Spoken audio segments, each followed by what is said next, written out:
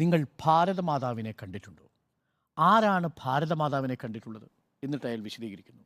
ആരെയാണ് ഭാരതമാതാവെന്ന് ആദ്യം വിശേഷിപ്പിച്ചതെന്നറിയാമോ?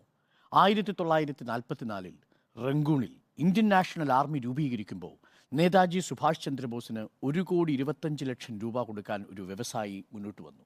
അയാളുടെ പേര് യൂസഫ് എന്നായിരുന്നു.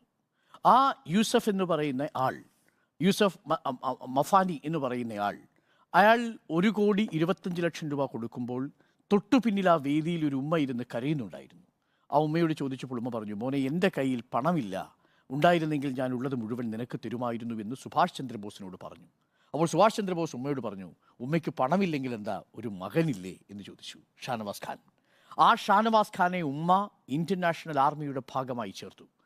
ആ ഇന്ത്യൻ നാഷണൽ ആർമിയുടെ ഭാഗമായി തീർന്ന ഷാനവാസ് ഖാൻ ബ്രിട്ടീഷുകാരോട് പോരാടി മരണം വരിച്ചു കഴിഞ്ഞപ്പോൾ അപ്പോഴും വിങ്ങിപ്പൊട്ടിക്കൊണ്ടിരുന്ന ഉമ്മയെ നോക്കിയിട്ട് അസിമുല്ല ഖാൻ എന്ന തൻ്റെ പ്രിയപ്പെട്ട